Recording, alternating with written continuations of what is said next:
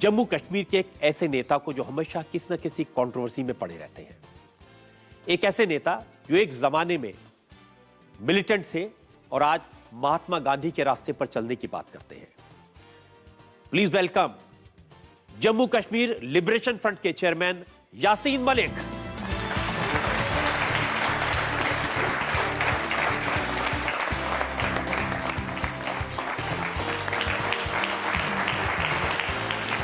एक नजर डालेंगे यासीन मलिक के पॉलिटिकल करियर।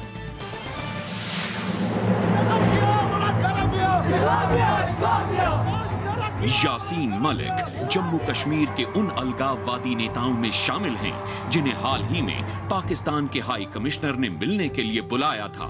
भारत सरकार ने ऐसे नेताओं की मुलाकात पर एतराज जताते हुए पाकिस्तान से होने वाली बातचीत पर रोक लगा दी। यासीन मलिक एक जमाने में मिलिटेंट लीडर थे। यासीन मलिक जम्मू कश्मीर लिबरेशन फ्रंट के एरिया कमांडर थे। यासीन मलिक ने पाकिस्तान में बने ट्रेनिंग कैंप में हथियारों की ट्रेनिंग ली थी। यासीन मलिक 6 साल से ज्यादा वक्त जेलों या इंटेरोगेशन सेंटर्स में काट चुके हैं, लेकिन 1995 में यासीन मलिक ने हिंसा का रास्ता छोड़ दिया।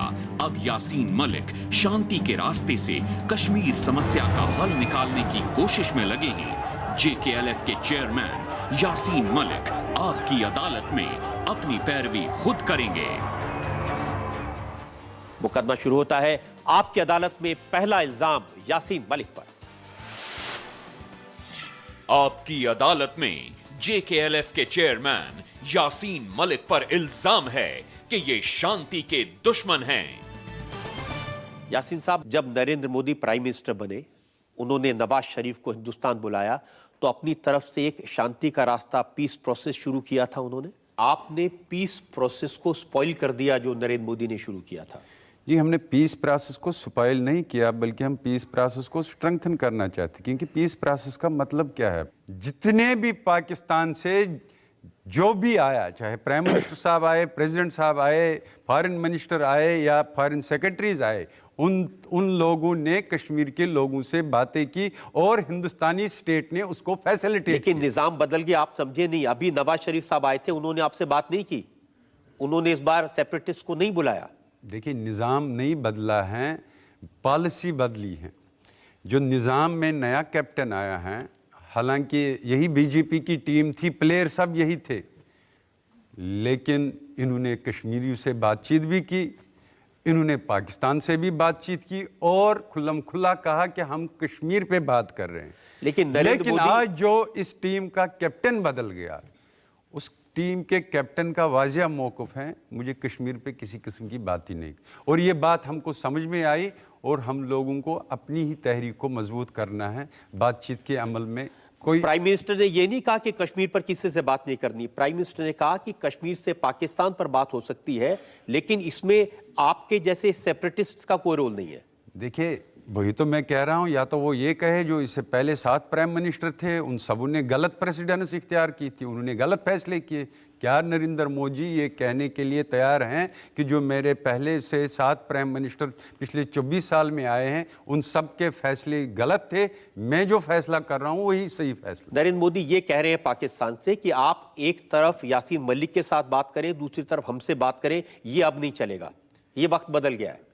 ये उसके लिए वक्त बदला क्योंकि ये उसका मौक़िफ़ है, अपना ज़ाती मौक़िफ़। वो इस मौक़िफ़ के साथ आगे बढ़ना चाहते हैं जो उन्होंने कश्मीरियों को मैसेज दी हैं। आपको ये ठीक लगेगा कि बलूचिस्तान में जो लोग सेपरेटिस्ट की बात करते हैं, जो बलूचिस्तान में विद्रोह के लोग हैं, उनसे हिंदुस्तान के हाई कमिश्नर पाकिस्तान में बैठ के बात करें, वो ठीक है? देखिए, मैं आपको एक बात बताऊँगा, हिंदुस्तान में इतनी सारी स्टेटें हैं, बहुत सी स्टेटों में तनाज़ात हैं, लेकिन हमने कभी भी उनकी बात नहीं की है। इसी तरह पाकिस्तान में स्टेट है, कश्मीर जो है, कौन लेकर गया यूनाइटेड नेशन में कश्मीर को? ये तो हिंदुस्तान के प्राइम मिनिस्टर साहब थे जिनने चिट्ठी लिखी। इसको इंटरनेशनलाइज किसने किया? जो यूनाइटेड नेशन के दफ्तर श्रीनगर और उस वाले कश्मीर में हैं, वो किसने लाया? ये तो हिंदुस्तान ने लाया। हिंदुस्तान ने इसको इंटरनेशनल कम्युनिटी में ले गए, पंडित जवाहरलाल नेहरू जी थे, और वहां पर इस पे फिर रेजोल्यूशन पास। यासीन साहब, आप जवाहरलाल नेहरू प्राइम मिनिस्टर नहीं है, अब नरेंद्र मोदी प्राइम मिनिस्टर है।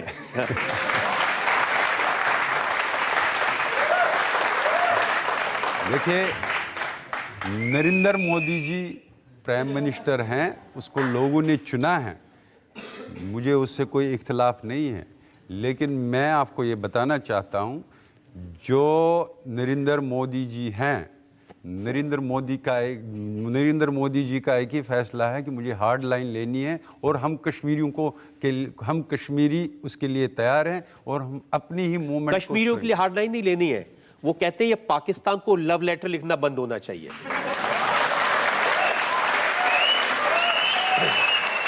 देखिए 2003 में मैंने जॉइंट लव लेटर लिखा था पाकिस्तान के हेड ऑफ द स्टेट और अटल बिहारी वाजपेयी जी, और ये पहला जॉइंट लव लेटर था। उसके बाद अटल बिहारी वाजपेयी जी ने एक आर्टिकल लिखा और उसने ये लिखा, we should ignore beaten tracks and find out the new innovative ways to resolve the Kashmir issue। उसने भी यही बात की कि मुझे मसले कश्मीर। आप कभी नेहरू जी की बात करते हैं, कभी वाजपेयी जी की बात करते हैं, आप ये क्यों भूल जाते हैं कि इस समय एक सख्त आदमी हिंदुस्तान का प्राइम मिनिस्टर है? मैं यही कह रहा हूं कि आज यहाँ ना नेहरू है ना अटल बिहारी वाजपेयी, यहाँ आज नरेंद्र मोदी जी हैं। और नरेंद्र मोदी जी को लगता है कि मैं सख्त तरीन लाइन लेकर शायद कश्मीर की तहरीक को ख़त्म कर सकता हूं। दुनिया की तवारीख गवाह हैं, फ़ौजी ताकत इस्तेमाल करके किसी भी कौम को आज तक दबाया नहीं जा सकता, किसी भी तहरीक को ख़त्म नहीं किया जा सकता। इसलिए हमारे लिए भी इम्तिहान है जो मोदी जी यहाँ पर आए, और इंशाल्लाह हम भी दीवाने हैं, हम इम्तिहान में कामयाब हो जाएंगे। उन्होंने पाकिस्तान से कह दिया अलगाववादियों के साथ वॉक और इंडियन गवर्नमेंट के साथ टॉक, ये नहीं हो सकता। देखिए नरेंद्र, या तो हमसे बात कर लीजिए या फिर यासीन मलिक से बात कर लीजिए। देखिए नरेंद्र मोदी जी को मैं भी एक मैसेज देना चाहता हूँ कि हम लोग भी दीवाने हैं, तो अगर जुल्म करना चाहते हैं वो जी भर के करे। मैं तो सिर्फ ये कहूँगा, इधर आ सितमगर तू हुनर आजमा, तुम तीर आजमाओ मैं जिगर आजमाऊँ। पाकिस्तान हेरात में हिंदुस्तान के ऑफिस पर हमला करता रहे, पाकिस्तान यहाँ बात करने से पहले हफीज सईद को क्लीन चिट देता रहे, फिर भी उससे बात करें? नहीं, देखिए या तो आप ये कहे कि जो हमने बातचीत कैंसिल की है वो हमने इन इश्यूज पे की। कैंसिल इसलिए किया क्योंकि पाकिस्तान को मना किया गया कि यासीन मलिक से बात मत करो, पाकिस्तान से कहा गया अब्दुल गिलानी साहब से बात मत करो, उसके बावजूद पाकिस्तान ने किया। वही तो आप कह रहे हैं ना, आप कहते हैं कि जो 24 साल से होकर आया था प्रेसिडेंट, हम कहते हैं कि ये बदल दो, तो क्या अब ये सरकार का मैसेज तो यही है कि जो 24 साल से हो रहा है वो अब नहीं होगा यासीन साहब। अब सरकार का ये है कि मैंने तो पहले ही कहा, हमारे लिए मैसेज हैं कि जो हैं वो कहते हैं कि आपके लिए for us hard days are come, और हम खुदा से दुआ करें कि जो हमारे लिए सख्त तरीन दिन आ रहे हैं हम इंशाल्लाह इसमें सर्वाइव करेंगे। मुल्क के लिए तो अच्छे दिन आने वाले हैं वो कहते हैं। देखिए हिंदुस्तान के लिए हमने कभी भी हिंदुस्तान के लिए कोई बद्दुआ नहीं की, क्योंकि यहाँ हिंदुस्तान में ऐसे हज़ारों हिंदुस्तानी शहरी हैं जो हमारी मूवमेंट को भी सपोर्ट कर रहे हैं।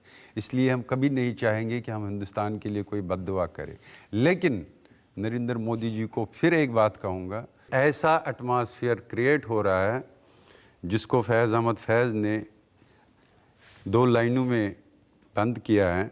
निसार तेरी गलियों पे वतन के जहाँ, चली है रस्म कि कोई सर उठा के न चले, जो कोई चाहने वाला तेरे तवाफ़ को निकले, नज़र चुरा के चले, जिस्म व जान बचा के चले। मुझे लगता है नरेंद्र मोदी जी ऐसा माहौल पैदा करने, लेकिन वो शायद गुड गवर्नेंस दे सकते हैं, लेकिन हार्ड लाइन अप्रोच से वो किसी कौम को तहरीक को ख़त्म नहीं कर सकते।